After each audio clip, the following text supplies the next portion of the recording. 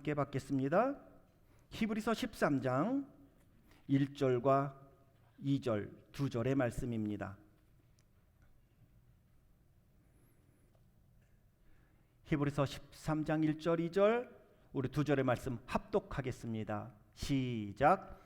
형제 사랑하기를 계속하고 손님 대접하기를 잊지 말라. 이로써 부지 중에 천사들을 대접한 이들이 있었느니라. 아멘. 손 대접이라는 제목으로 박성주 목사님 귀한 말씀 전해 주시겠습니다.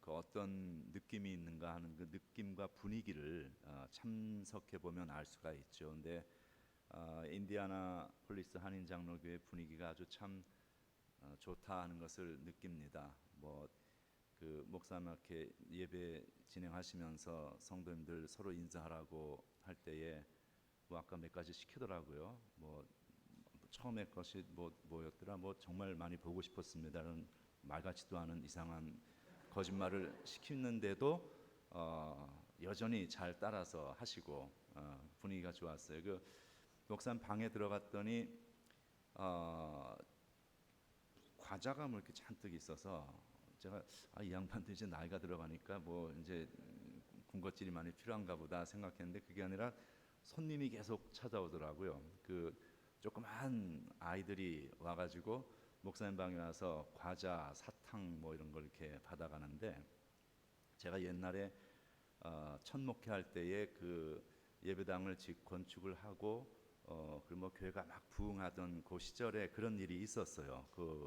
그때는 저도 뭐 나이가 젊었고 30대 후반 뭐 40대 초 이랬고 우리 애들도 이제 꼬마들이었으니까 그때 제 방에 찾아와서 과자, 사탕을 받아가던 애들은 우리 애들하고 친했던 특권층만 몇 아이들이 와서 찾아갔는데 여기는 보니까 그런 특권층이 없이 자신의 인생을 개척할 줄 아는 아이들이 목사님 방이 어딘 줄 알고 찾아와서 이렇게 그걸 받아가는 걸 보면서 교회가 아주 분위기가 좋게 잘 가고 있구나라는 그런 느낌을 받았습니다.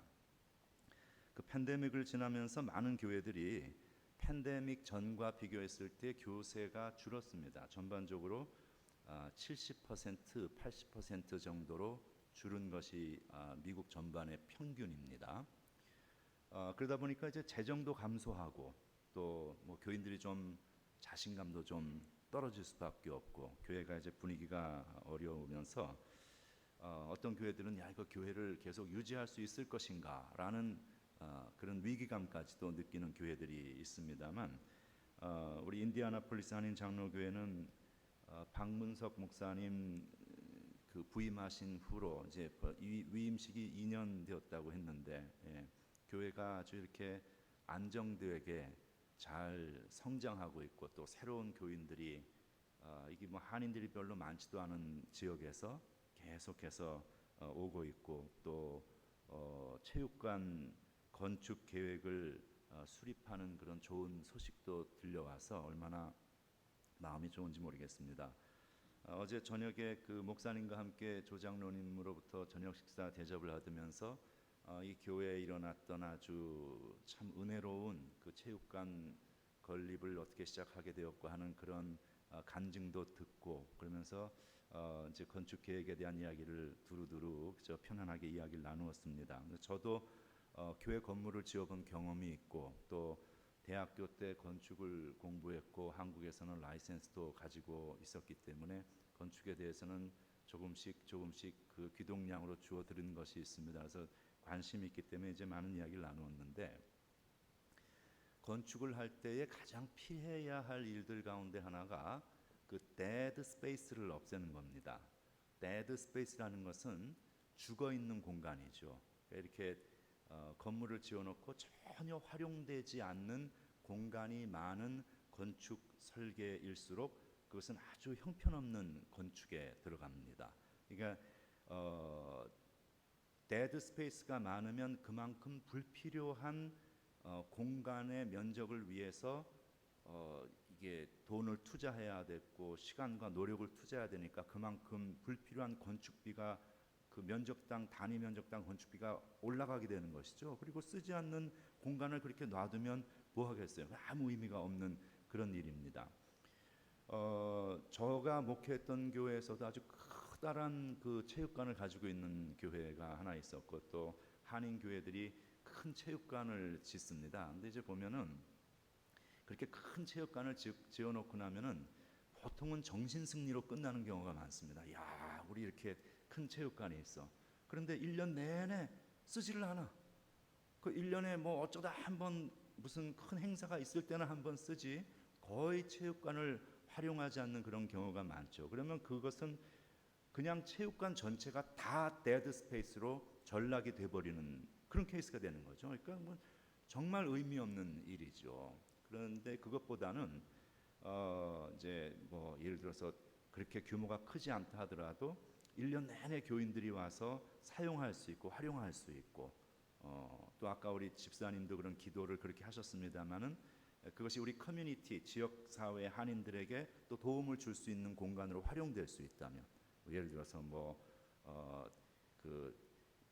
골프 연습장 같은 것을 그 안에 집어넣어 놓으면은 생각해 보세요. 교인들이 얼마나 1년 내내 예약이 되어 있을 것이고 또 주변에 친구들 데리고 와서 교회라는 곳을 한번 땅을라도 밟아볼 수 있도록 하는 전도에 얼마나 효율적으로 활용이 되겠습니까? 그러니까 그런 것들을 이렇게 어제 이야기를 쭉 함께 나누면서 참 이렇게 가슴이 참 벅차고 이게 인디아나폴리스 한인장로교회가 이렇게 좀 시골에 대도시에 비하면 시골이죠. 시골에 있는 교회이지만 아주 알차고 짜임새 있게 사역을 하고 있구나.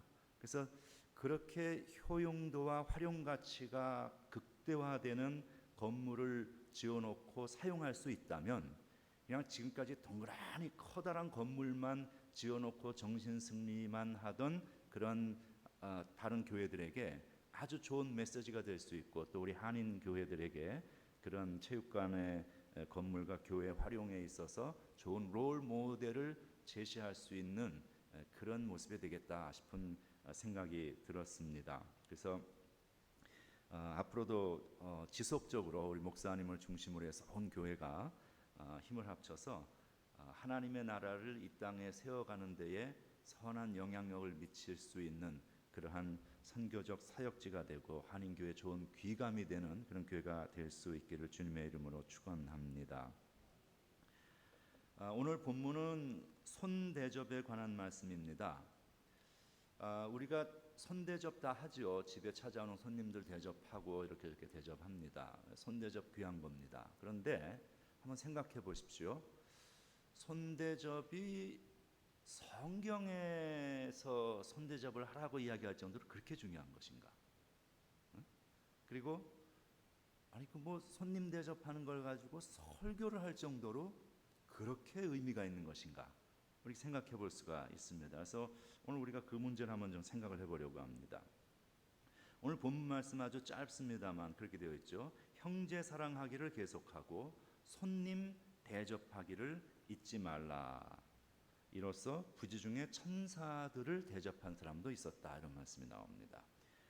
이것은 창세기 18장에 나오는 아브라함 이야기를 염두에 둔 말씀입니다. 아브라함이 지나가던 나그네 셋을 초청해서 대접한 이야기가 나오는데 이 이야기는 상당히 이상한 이야기입니다. 제가 그 부분을 좀 읽어드릴 테니까 한번 잘 들으면서 이게 좀 정상적인가 한번 들어보시기 바랍니다. 날이 뜨거울 때에 그가 장막 문에 앉아 있다가 눈을 들어본즉 사람 셋이 맞은편에 서 있는지라. 그가 그들을 보자 곧 장막 문에서 달려나가 영접하며 몸을 땅에 굽혀 이르되 내 주여 내가 주께 은혜를 입었사오면 원하건대 종을 지나가지 마옵시고 물을 조금 가져오게 하사 당신들의 발을 씻으시고 나무 아래에서 쉬소서. 내가 떡을 조금 가져오리니 당신들의 마음을 상쾌하게 하신 후에 지나가소서. 당신들이 종에게 오셨음이니이다. 그들이 이르되 내 말대로 그리하라.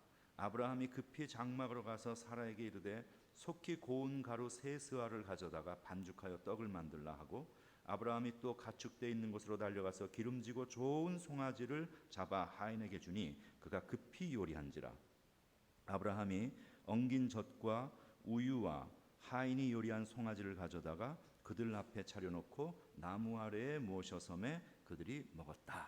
이런 이야기가 나옵니다. 저는 처음 예수 믿고 성경 통독을 하다가 이 부분을 읽으면서 굉장히 의아했습니다. 이게 이해가 안 되는 게 생면부지의 사람들이거든요.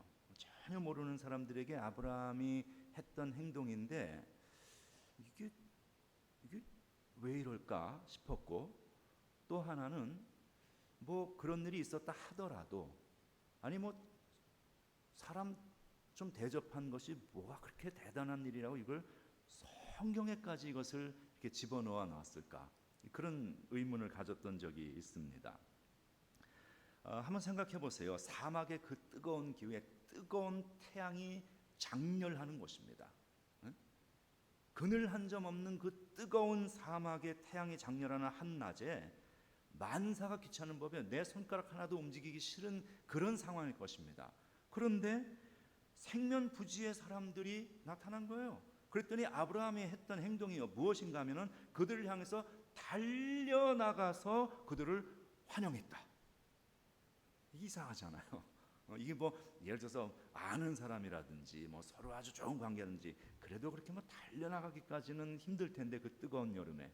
그런데 아브라함은 이 모르는 이들을 향해서 달려나가서 영접을 합니다. 그리고 내 집에 와서 씻고 나무 아래서 쉬라는 거예요. 지금으로 얘기하면 에어컨 있는 데서 좀 쉬라는 이야기죠.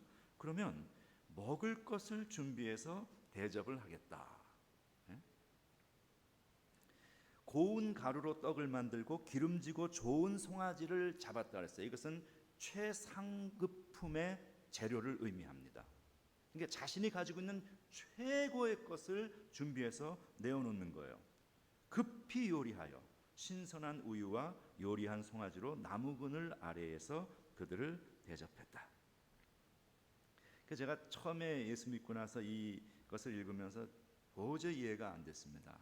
알지도 못하는 사람들에게 왜 이렇게까지 아브라함이 했을까? 그런데 이제 시간이 지나서 신앙생활을 하면서 이 안에 이토록 중요한 영적 메시지가 있었구나 하는 사실을 나중에서야 알게 되었습니다. 오늘 본문에는 두 가지가 하나의 페어로 되어서 나타나고 있습니다. 형제 사랑과 손 대접입니다. 형제 사랑은 가까운 이웃을 대하는 자세이고, 손 대접은 알지 못하는 사람들을 대하는 자세입니다. 잘 아는 사람에 대해서는 사랑으로 대하고, 잘 모르는 이들을 대해서는 대접하라는 거예요. 사람이 가까이 지내다 보면 허물이 보이게 됩니다. 그때 필요한 것이 사랑입니다. 그죠? 고린도전서 13장에 사랑은 오래 참고, 사랑은 또 온유하고 뭐 이런 이야기들이 나오죠. 용납하고. 그 오래 참고 기다려 주는 것, 용납하는 것, 가만 생각하면 이것은 하나님이 우리를 대해 주시는 자세입니다. 그렇죠? 성경은 여러 곳에서 손 대접을 강조합니다. 오늘 본문에도 손 대접하기를 잊지 말라 말했고, 로마서 12장 13절에도 손 대접에 힘써라 하는 말이 또 나옵니다. 베드로전서 4장 8절 9절에도 만물의 마지막이 가까웠다라고 이야기합니다. 그러면 그 종말의 시간을 살아가는 성도가 가져야 할 가장 중요한 자세가 있는데 그게 뭐냐? 이렇게 이야기를 합니다. 서로 사랑하라. 사랑은 허다한 죄를 덮느니라. 그리고 서로 대접하기를 원망 없이 하라. 이렇게 이야기합니다. 자, 여기도 보니까 사랑과 대접 이 두 가지가 하나의 페어로 나타나고 있습니다. 그것이 마지막을 살아가는 성도의 자세이다라고 이야기할 정도로 사랑과 손대접을 함께 이야기를 하고 있다는 것이죠. 그래서 성경에서 이 사랑과 대접이라는 것은 상호 보완적인 개념이고 상호 교환적으로도 사용될 수 있는 개념입니다. 그러니까 사랑이 대접이고 대접이 사랑이라는 것이죠. 그래서 이 사랑이라는 개념과 더불어서 대접이라는 개념은 사람이 사람을 대해서 보여주어야 할 기본적인 삶의 자세라는 것을 말하고 있습니다. 서로가 서로를 어떻게 대접하는가에 따라서 인간관계는 결정이 됩니다. 대접하는 태도에 따라서 소중하고 좋은 관계를 유지할 수 있는가 하면 그 대접하는 관계가 잘못되었기 때문에 태도가 잘못되어서 아주 서먹서먹하고 불편한 관계가 될 수도 있습니다. 그래서 이 대접이라는 것은 꼭 밥을 대접하는 식사 대접만을 말하는 것이 아닙니다. 성경이 말하는 대접은 사람이 사람을 대하는 태도를 의미합니다.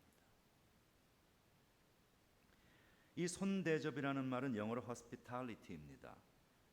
hospitality라는 이 말은 영어로는 히라보로는 필로제니아라고 이야기하는데요. 이 말은 사랑을 의미하는 필리오 그리고 나그네를 의미하는 제노스라는 말이 합쳐진 단어입니다. 그러니까 이 대접, hospitality라는 말의 원어상의 의미만으로 본다면 이 말은 나그네 대접이라는 이야기예요. 나그네 대접이다. 아브라함도 지나가던 나그네를 대접했단 말이에요. 그렇죠? 그러면 이 나그네 사랑이 얼마나 중요한 것인가 하면 성경은 여러 곳에서 이 나그네 사랑을 강조합니다. 특별히 초대교회에 교회의 중요 어떤 리더가 되려면 그래서 목사가 된다든지 장로가 된다든지 그 당시에는 감독이라고 표현했습니다만 어쨌든 그런 교회의 중요한 재직이 되고 리더가 영적 리더가 되기 위해서 반드시 가져야 되는 덕목 중에 하나를 이렇게 말을 합니다. 디모데전서 3장 2절과 디도서 1장 8절 두 곳에 공히 나오는데 감독은 그러니까 목사나 장로나 집사나 작은 교회 리더는 그런 얘기예요. 그들이 가져야 되는 특성을 뭐라고 얘기하면 첫 번째 나그네를 대접하며 두 번째 나그네 사랑을 강조하고 있습니다. 나그네를 대접하라. 그러면 왜 성경이 이 나그네를 대접하라고 이야기할까요? 참 밑도 끝도 없잖아요. 지나가는 나그네가 세상에 얼마나 많은데 나그네를 다 대접하라.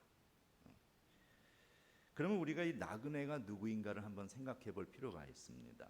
나그네는 sojourner, 지나가는 사람들이에요. 그렇죠? 지나가는 사람들. 인생의 가장 본질적인 특징은 지나가는 겁니다.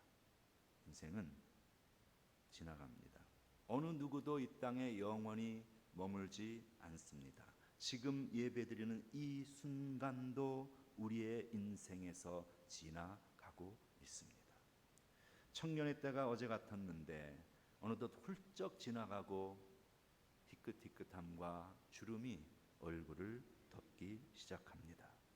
청춘, 이는 듣기만 하여도 가슴이 설레는 말이다. 청춘, 너의 두 손을 가슴에 대고 물방아 같은 심장의 고동을 들어보라. 민태원의 청춘 예찬을 굳이 이야기하지 않는다 할지라도 인생은 지나가는 겁니다. 지나가요. 영원하지 않습니다. 청년의 때가 어제 같았는데 벌써 중년이 됐고 중년의 때가 어제 같았는데 벌써 노년이 되었고 지나가. 아무것도 남아있질 않습니다.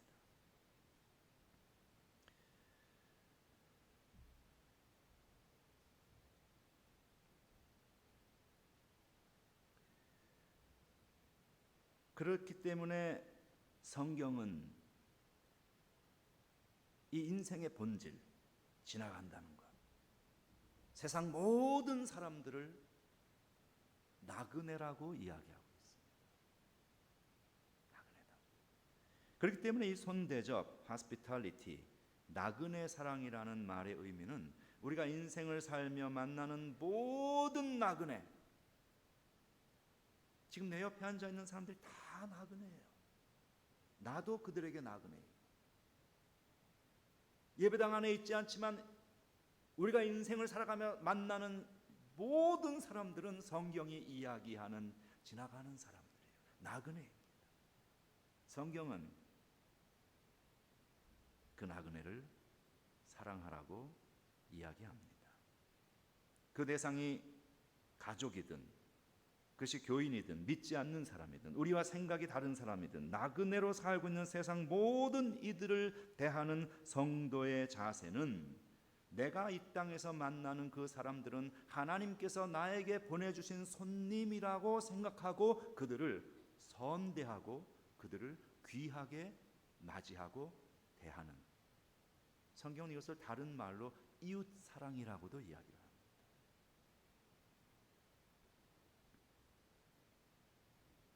손대접, 나그네 사랑, 이웃 사랑 같은 것입니다. 우리가 손대접에 힘써야 할 중요한 이유가 있습니다. 그것은 이렇게 사람을 대접하는 일, 환영하고 받아주는 일, 그 일을 가장 먼저 하신 분이 하나님이기 때문입니다. 하나님이 우리를 대하여 그렇게 해 주셨습니다. 우리 한 사람 한 사람을 그렇게 먼저 나그네 사랑으로 받아주셨습니다. 우리를 환영해 주셨죠. 우리가 아직 죄인 되었었던 그때에 하나님께서는 그 아들을 이 땅에 보내주시어서 우리를 받아주시고 우리를 지금까지도 선대해 주고 계십니다. 여러분, 우리가 태어나서 내 힘으로 살았습니까? 내 힘으로 산 사람은 이 세상에 단 한 사람도 없습니다.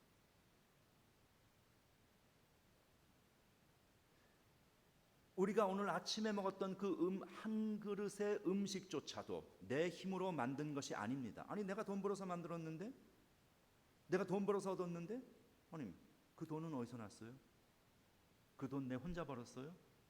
그 돈을 벌기 위해서는 주변에 내가 알고 알지 못하는 무수한 많은 사람들의 도움이 있었기에 한 그릇의 음식을 가질 수 있는 돈도 얻을 수 있었고, 억만금의 돈이 있다 할지라도 누군가가 1년을 뜨거운 뙤약볕 아래서 비가 오나 태양이 비치나 농사를 짓고 그것을 또 준비하고 그것을 이동하고 그것을 잘 포장해서 쉽게 사갈 수 있도록 만들어준 그 모든 과정에 들어가 있는 한 사람 한 사람의 수고와 노력이 없었다면 이 세상을 다 살 수 있는 돈을 가지고 있다 할지라도 우리는 단 한 톨의 쌀도 얻을 수 없는 것입니다. 여러분, 우리가 왜 밥 먹을 때마다 하나님 앞에 감사하시는지 아세요? 이것은 그냥 해야 되는 종교적 행위이기 때문이 아니고 이렇게 한 그릇의 음식을 먹을 수 있도록 해주신 그 하나님,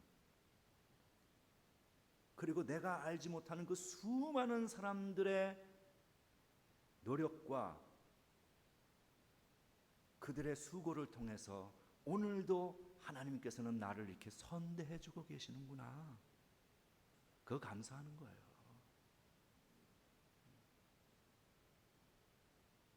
하나님이 우리를 먼저 선대해 주셨습니다.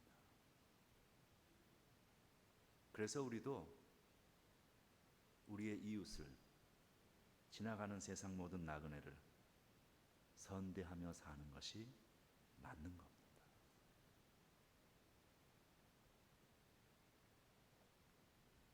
그리고 그 일은 추상적인 일이 아닙니다. 아주 실제적인 것이고 누구나 할 수 있습니다. 쉬운 일례로 인사하는 것, 아까 목사님 인사시키니까 인사들 잘하셔서 아주 보기 좋았습니다. 사람이 그 신앙생활 같이 하면서 느끼는 것인데 인사만 잘해도 그 사람에 대한 인상과 이미지가 참 좋습니다. 그죠? 그래서 저도 이렇게 청년들이 많은 교회를 전에 목회했었는데 그 애들 가운데 아주 인사성이 밝고 특별히 인사성이 밝고 정말 장로님, 집사님들 교인들만 보면 그냥 허리를 90도로 깍듯하게 인사하면서 안녕하세요. 그런데 다 이뻐요, 교인들이. 인사 잘한다고 다 이뻐요. 근데 제가 목회하면서 경험했던 일인데 어떤 교인은요 절대 인사를 안 해요. 이렇게 딱 보면은 우리는 아는 사이 아니에요. 어쨌든 교인하고 교인들끼리 또 목사와 교인들이 아는. 그럼 우리가 아무리 바빠도 이렇게 잠깐 이렇게 목례라도 하고 지나갈 텐데 딱 보면서 계속 이러고 보고 그냥 지나가. 아니 난 그래서 참 이상하다. 근데 나한테만 그런 줄 알았더니 그냥 다 그런데 다른 사람한테도 보면서 그냥 눈은 분명히 뚫어지게 쳐다보는데 인사를 절대 안 하고 지나가는 거야. 그래서 야, 참 이상한 사람이다. 근데 그렇잖아요.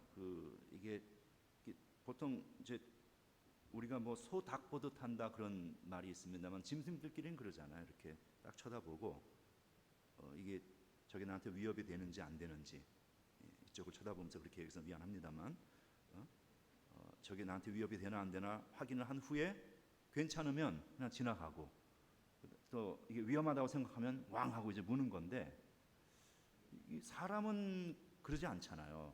서로 아는 사이 이렇게 서로 인사를 하는데 쳐다보면서 끝까지 인사를 안 하고 이렇게 지나간 이게 짐승들이 이제 보통 보면 그런 경우가 많이 있죠.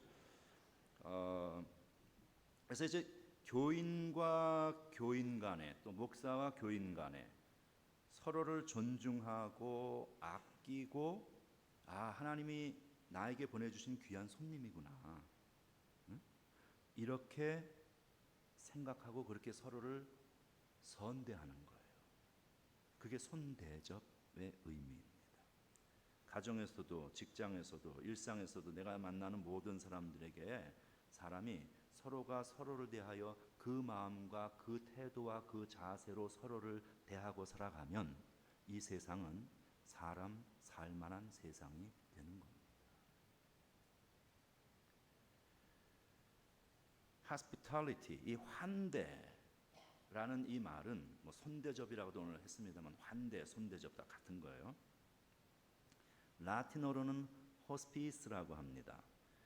이 호스피스라는 말에는 상반된 두 가지의 의미가 들어 있습니다. 주인 또는 손님이라는 의미가 들어 있습니다. 그러니까 상반되는 개념이 하나의 단어 안에 공존하고 있는 것이죠. 우리 삶의 원리가 다 그렇죠. 내 안에 생명이 있고 죽음도 존재해요. 그렇죠? 한 인간 안에 여성성도 있고 남성성도 있습니다. 삶이라는 본질 자체가 그렇죠. 우리의 신앙 안에는 믿음도 존재하고 의심도 함께 공존하는 거예요. 그런 거예요. 이 허스피스라는 말은 허스티스라는 말에서 나온 것인데 이 허스티스라는 말은 이방인 또는 적대자라는 뜻을 가지고 있습니다. 이 허스티스 이 단어에서 hospital은 뭐예요? 아픈 사람들을 돌보아 주는 것이죠. 또 호텔은 지나가는 나그네에게 쉼을 제공하는 것입니다. 호스피스, 말기 암 환자들이 좀 편안하게 여생을 마칠 수 있도록 돌보아 주는 것이죠. 그런가 하면 hostile, 적대적이라는 단어, 이게 다 요 한 단어에서 나온 거예요. 이게 참 흥미롭죠. 그러니까 이 hospitality, 환대, 손대접이라는 이 말 속에는 주인과 손님, 환대와 적대라는 반극적 개념이 공존하고 있는 거예요. 무슨 얘기예요? 우리가 삶을 살면서 서로를 환대하지 않으면, 서로를 귀한 손님으로 생각해서 대접하고 환대하지 않으면 적대적인 관계가 될 수도 있고, 적대적인 관계라 할지라도 그를 잘 대접하고 환대함으로 우호적인 관계로 바뀔 수가 있다는 것입니다. 우리 모두는 낯선 이로 만납니다. 부부도 낯선 이로 만났습니다. 부부가 결혼해서 태어나는 아기도 낯선 이입니다. 그런데 그 낯선 이들이 만나서 서로를 환대하고 서로를 귀한 손님으로 여기고 서로를 사랑하고 돌보며 살아가다 보니까 가족이 됩니다.